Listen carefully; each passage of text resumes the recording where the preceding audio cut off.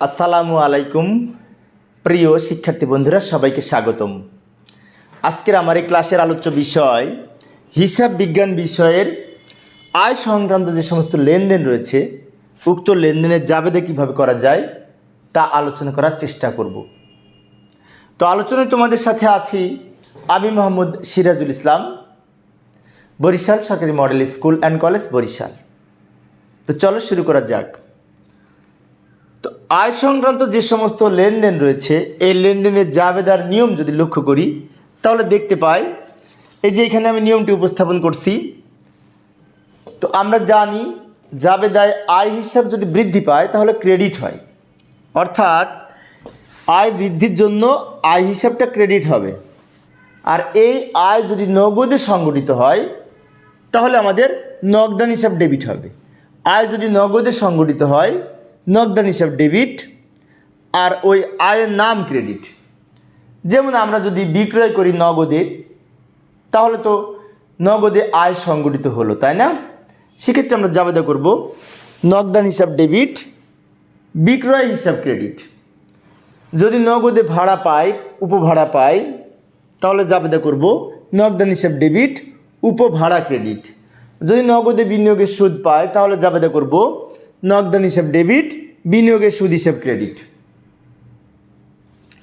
আর যদি এই আয় যদি বাকি থাকে বা অনাদায়ী থাকে তাহলে জাবেদা করব প্রাপ্য হিসাব বা প্রাপ্য আয় হিসাব ডেবিট, আর ওই আয়ের নাম ক্রেডিট। যেমন শিক্ষানবিশ সেলামি অনাদায়ী রয়েছে, তো জাবেদা করব প্রাপ্য শিক্ষানবিশ সেলামি হিসাব ডেবিট, আর শিক্ষানবিশ সেলামি আয় হিসাব ক্রেডিট। আর যদি চেকের মাধ্যমে আয় সংগঠিত হয় তাহলে জাবেদা করব ব্যাংক হিসাব ডেবিট, ওই আয়ের নাম ক্রেডিট। যেমন চেক মারফত লভ্যাংশ আদায়, সেক্ষেত্রে আমরা জাবেদা করব ব্যাংক হিসাব ডেবিট, লভ্যাংশ আয় হিসাব ক্রেডিট। তাহলে আমরা দেখলাম আয় হলে এই আয় হিসাব ক্রেডিট হবে, আর সেই আয় যদি নগদে হয় তাহলে নগদান হিসাব ডেবিট, যদি বাকি থাকে তাহলে প্রাপ্য আয় হিসাব ডেবিট, আর যদি চেকের মাধ্যমে হয় তাহলে ব্যাংক হিসাব ডেবিট। তো এই নিয়মগুলি আমরা মনে রাখার চেষ্টা করব।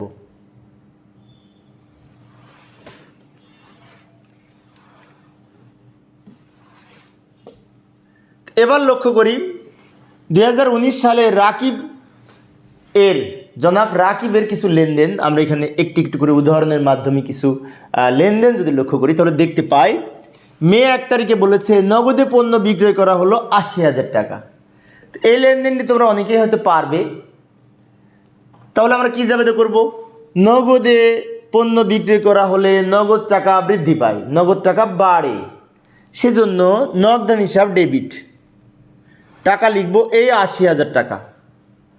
অপরদিকে পণ্য বিক্রয়ের ফলে আয় বৃদ্ধি পায়, সেজন্য বিক্রয় হিসাব ক্রেডিট, এই 80,000 টাকা।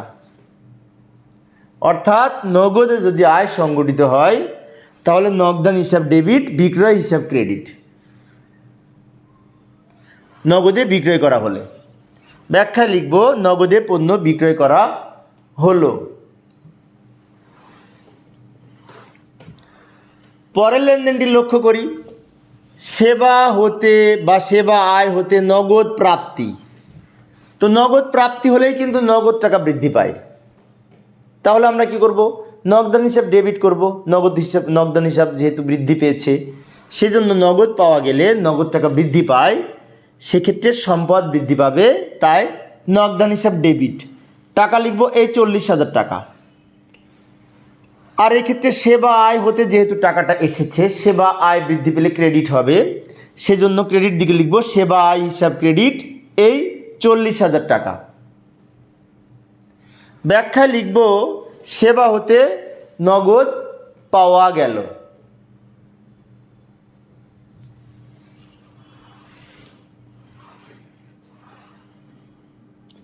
পরের লেনদেনটি লক্ষ্য করি, নগদে বিনিয়োগের সুদ প্রাপ্তি 3,000 টাকা। তাহলে বিনিয়োগের সুদ যদি আমরা নগদে পাই তাহলে তো নগদ টাকা বৃদ্ধি পাবে, তাই না? তো এই ক্ষেত্রে আমরা জাবেদা কি করব?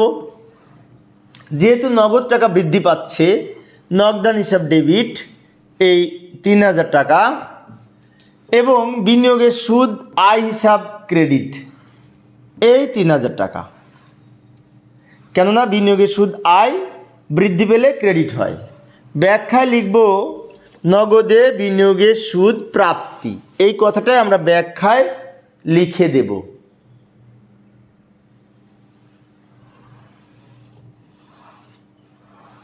পরের লেনদেনটি লক্ষ্য করি। এইখানে বলেছে সঞ্চয়পত্রের সুদ প্রাপ্তি। তো সঞ্চয়পত্রের সুদটা নগদে সঞ্চয়পত্রের সুদ পাওয়া বলে গণ্য করতে হবে, কেননা এখানে চেকের কথা বলা নাই। সেজন্য আমরা নগদ টাকা বৃদ্ধি পাবে, সেজন্য নগদান হিসাব ডেবিট হবে, টাকা হবে 10,000 টাকা। এবং সঞ্চয়পত্রের সুদ কিন্তু এক ধরনের বিনিয়োগের সুদ, তাই আমরা ইচ্ছে করলে সঞ্চয়পত্রের সুদ লিখতে পারি, তবে সঞ্চয়পত্রের সুদ না লিখে বিনিয়োগের সুদ হিসাব লেখা উত্তম। সেজন্য আমরা জাবেদায় বিনিয়োগের সুদ হিসাব ক্রেডিট করব, কারণ সঞ্চয়পত্রের সুদ হচ্ছে বিনিয়োগ এর সুদ। 10,000 টাকা লিখব। ব্যাখ্যা লিখব নগদে সঞ্চয়পত্রের সুদ প্রাপ্তি।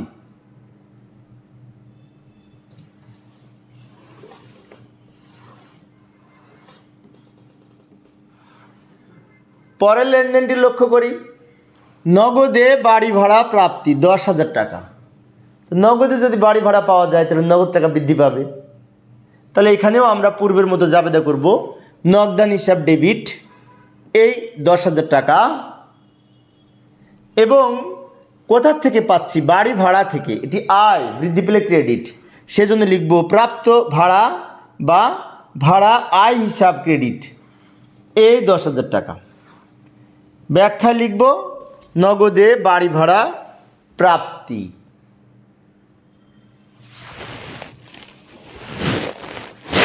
পরের লেনদেনটি লক্ষ্য করি।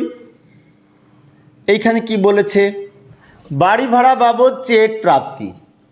এখন বাড়ি ভাড়া বাবদ যদি চেক পাওয়া যায় তাহলে আমরা কি জাবেদা করব? লক্ষ্য করি, চেক পেলে ব্যাংক হিসাব ডেবিট, আর এই 15,000 টাকা লিখব।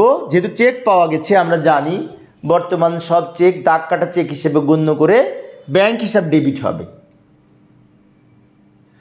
আর বাড়ি ভাড়া বা ভাড়া আয় হিসাব ক্রেডিট এই 15,000 টাকা। ব্যাখ্যায় লিখব চেক মারফত বাড়ি ভাড়া প্রাপ্তি।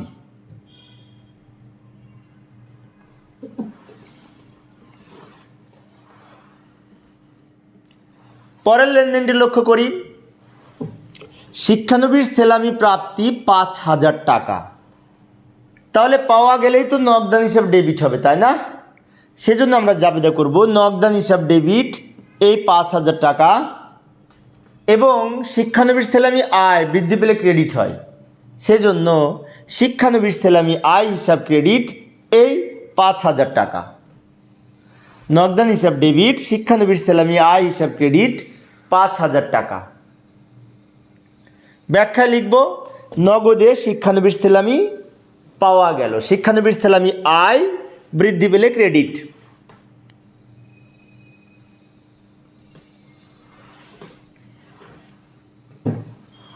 পরের লেনদেনটি লক্ষ্য করি।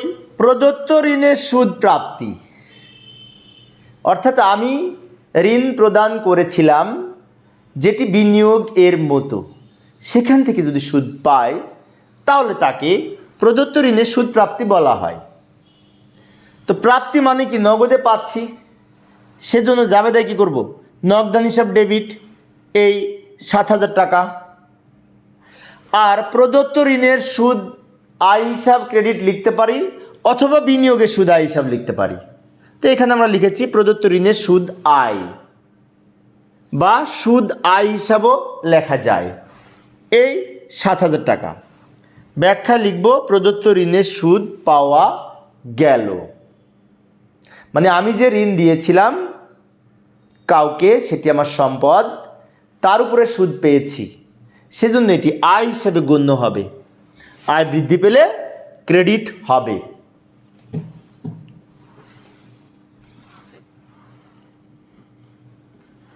পরের লেনদেনটি লক্ষ্য করি। উপভাড়া প্রাপ্তি 6,000 টাকা। তো প্রিয় শিক্ষার্থী বন্ধুরা, উপভাড়া কি সেটি জানা উচিত। উপভাড়ার ইংরেজি হচ্ছে সাবলেট, যেমন আমি একটা বিল্ডিংয়ের 5টা রুম ভাড়া নিয়েছি। এখন সেই 5টা রুমের মধ্যে 2টা রুম আমার হয়তো প্রয়োজন হয় না, সেই 2টা রুম আমি আরেকজনের কাছে ভাড়া দিয়েছি।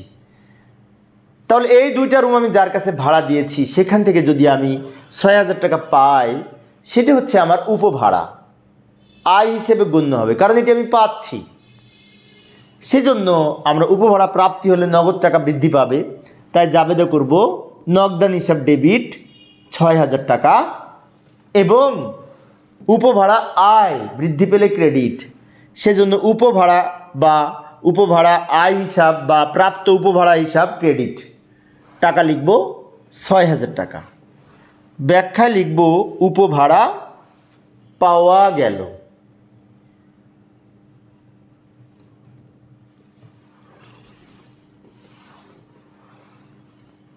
পরের লেনদেনটি লক্ষ্য করি, কমিশন প্রাপ্তি 5,000 টাকা। তো কমিশন যদি পাওয়া যায় তাহলে তো নগদ টাকা বৃদ্ধি পাবে, তাই না? প্রাপ্তি মানেই কিন্তু নগদ টাকা বৃদ্ধি পাবে, সেজন্য আমরা নগদান হিসাব ডেবিট করব এই 5,000 টাকা এবং টাকাটা কোথা থেকে পেলাম? কমিশন থেকে। প্রাপ্ত কমিশন আয় হিসেবে গণ্য হবে, সেজন্য প্রাপ্ত কমিশন হিসাব ক্রেডিট হবে বা কমিশন আয় হিসাব ক্রেডিট হবে এই 5,000 টাকা। প্রাপ্ত কমিশন আয় বৃদ্ধি পেলে ক্রেডিট হয়।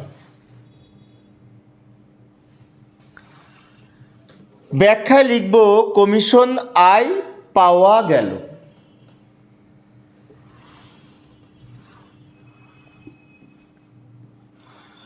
পরের লেনদেনটি লক্ষ্য করি, বিবিধ আয় বাবদ প্রাপ্তি 2,000 টাকা। বিবিধ আয় বাবদ প্রাপ্তি মানে কি? প্রাপ্তি হলে তো নগদ টাকা বৃদ্ধি পাবে, সেজন্য আমরা জাবেদায় লিখব নগদান হিসাব ডেবিট এই 2,000 টাকা, কারণ প্রাপ্তি হলে নগদ টাকা বৃদ্ধি পাবে। আর কোথা থেকে পেলাম? বিবিধ আয় থেকে, সেজন্য বিবিধ আয় হিসাব ক্রেডিট 2,000 টাকা। বিভিন্ন সময় আমাদের এক্সট্রা ইনকাম হতে পারে, যেমন অনাদায় পাওনা আদায়, এটা এক ধরনের বিবিধ আয় হিসাবে গণ্য করা যেতে পারে। সেজন্য আমাদের বিবিধ উৎস থেকে যদি আয় হয় তাহলে সেটি বিবিধ আয় হিসাবে বৃদ্ধি পাবে, আয় বৃদ্ধি পেলে ক্রেডিট হবে। ব্যাখ্যায় লিখতে পারি বিবিধ আয় বাবদ পাওয়া গেল। তো এবার আমরা পরের লেনদেনটি লক্ষ্য করি, পূর্বের অবলোপনকৃত অনাদায় পাওনা 500 টাকা আদায় হলো। তাহলে আদায় যেহেতু হয়েছে এটির জন্য নগদান হিসাব ডেবিট হবে। আদায় হলো আর পাওয়া গেল এক কথা, তাহলে আদায় হলে তো নগদ টাকা বৃদ্ধি পায়, সেজন্য জাবেদা করব নগদান হিসাব ডেবিট এই 500 টাকা এবং কোথা থেকে আদায় হচ্ছে? এই পূর্বে অবলোপনকৃত অনাদায় পাওনা থেকে, সেজন্য আমরা লিখব অনাদায় পাওনা আদায় হিসাব ক্রেডিট 500 টাকা, এই 500 টাকা। তো এইখানে আমরা বিবিধ আয় হিসাব ক্রেডিট নামে লিখতে পারতাম, বিবিধ আয় নামেও লিখতে পারতাম। ব্যাখ্যায় লিখব ইতিপূর্ব অবলোপনকৃত অনাদায় পাওনা 500 টাকা আদায় হলো।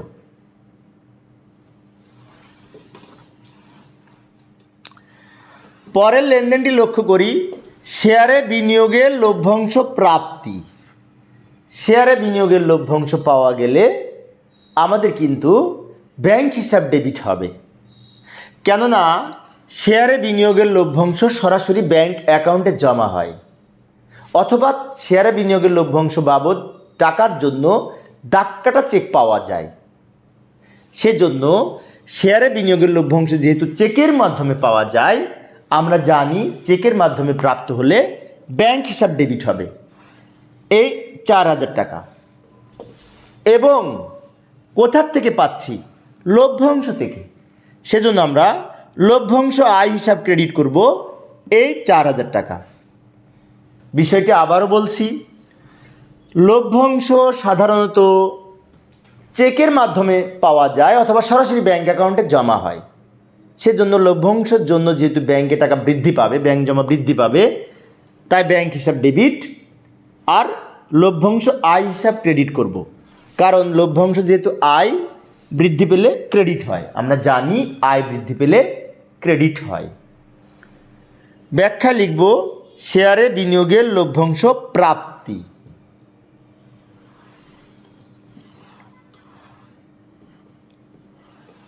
পরের লেনদেনটি লক্ষ্য করি। উত্তোলনের উপর সুদ ধার্য করা হলো 1000 টাকা। তাহলে উত্তোলনের উপর যদি সুদ ধার্য করা হয়, উত্তোলনের উপর সুদটা হচ্ছে আয়, বৃদ্ধি পেলে ক্রেডিট হবে, কিন্তু ডেবিটে কি হবে, তাই না? উত্তোলনের উপর সুদ ধার্যের ফলে কিন্তু উত্তোলন বৃদ্ধি পায়। উত্তোলন বৃদ্ধি পেলে উত্তোলন হিসাব ডেবিট হবে। সেজন্য আমরা জাবেদা করব উত্তোলন হিসাব ডেবিট এই 1000 টাকা এবং উত্তোলনের সুদ হিসাব ক্রেডিট এই 1000 টাকা। ব্যাখ্যায় লিখব উত্তোলনের উপর সুদ ধার্য করা হলো। আবারও বলছি, উত্তোলনের সুদ যেহেতু আয়, সেজন্য উত্তোলনের সুদ হিসাব ক্রেডিট হবে। আর উত্তোলনের সুদ ধার্যের ফলে উত্তোলন বৃদ্ধি পায়। উত্তোলন বৃদ্ধি পেলে উত্তোলন হিসাব ডেবিট হবে। পরের লেনদেনটি লক্ষ্য করি। এইখানে বলেছিল ভাড়াটিয়া জনাব ইমনের নিকট হতে ভাড়া পাওয়া গেল। এইখানে কিন্তু একটি বিষয়, ইমনের নিকট হতে যে ভাড়া পাওয়া গেছে, সেজন্য শিক্ষার্থীরা অনেক সময় জাবেদা করার সময় জাবেদা করে যে নগদান হিসাব ডেবিট, ইমন হিসাব ক্রেডিট, এই জাবেদাটা করে। কিন্তু একটি বিষয় মনে রাখবো, সেটি হচ্ছে আয় অথবা ব্যয় সংগঠিত হওয়ার সময় একসাথে যদি নাম থাকে এবং আয়ের নাম থাকে, তাহলে আমরা ওই আয়ের নামে লিখব, ব্যক্তির নামে লিখব না। তাহলে আমরা কার কাছ থেকে ভাড়া পাচ্ছি? ইমনের কাছ থেকে। তাহলে তো মনে হচ্ছে জাবেদাটা হবে নগদান হিসাব ডেবিট, ইমন হিসাব ক্রেডিট, তাই না? কিন্তু আসলে তা হবে না। তাহলে এখানে কি জাবেদা হবে? জাবেদা হবে যেহেতু পাওয়া গেল, সেজন্য নগদান হিসাব ডেবিট 10,000 টাকা, আর ক্রেডিট করব এই আয়ের নাম ক্রেডিট করব, ভাড়া হিসাব, প্রাপ্ত ভাড়া বা ভাড়া আয় হিসাব ক্রেডিট এই 10,000 টাকা। ব্যাখ্যায় লিখব ভাড়াটিয়া জনাব ইমনের নিকট থেকে ভাড়া পাওয়া গেল। বিষয়টি আমি আরেকবার বলছি, লক্ষ্য করি। যার নিকট থেকে ভাড়া পেলাম তার নাম জাবেদার মধ্যে লিখব না, কিন্তু ব্যাখ্যায় লিখব। আর জাবেদায় লিখব নগদান হিসাব ডেবিট, আর ওই আয়ের নাম ক্রেডিট। আয়ের নাম কি? ভাড়া। তো ভাড়া হিসাব ক্রেডিট বা ভাড়া আয় হিসাব ক্রেডিট। তো ভাড়া আয় একটি আয়, বৃদ্ধি পেলে ক্রেডিট হয়।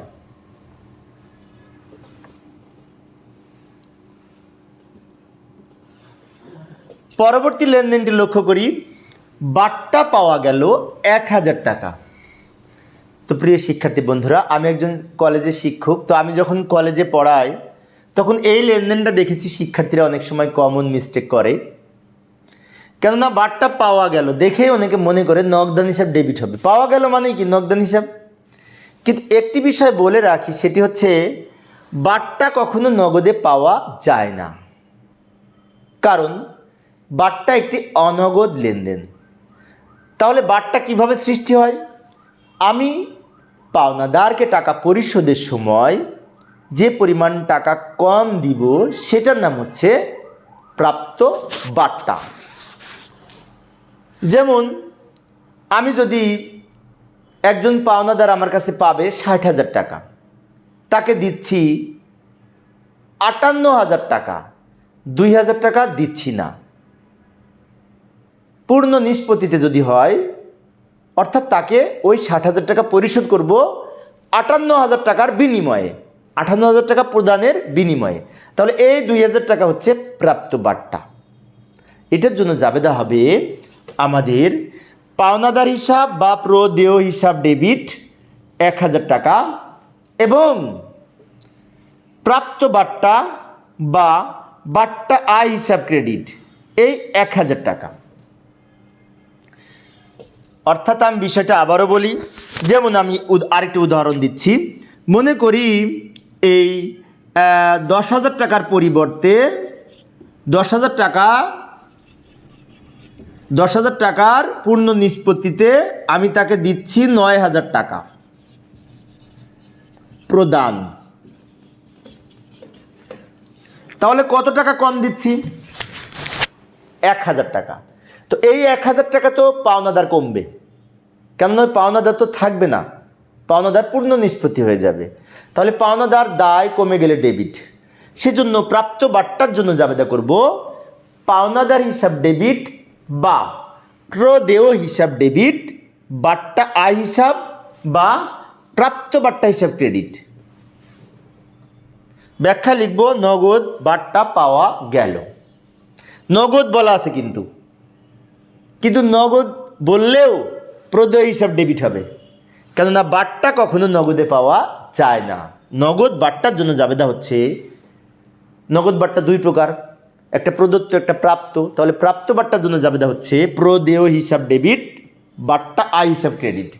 বিষয়টি মনে রাখব।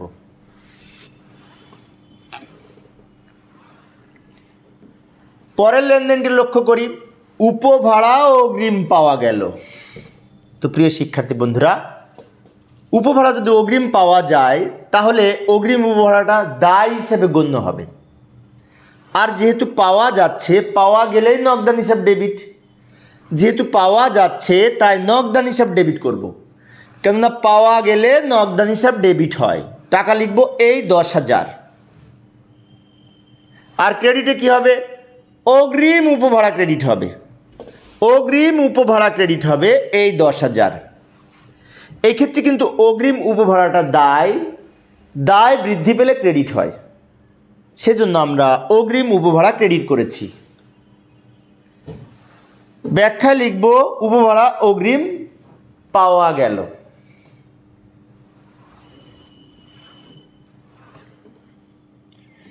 তো প্রিয় শিক্ষার্থী বন্ধুরা, এই ছিল আমার আজকের আলোচনার বিষয়।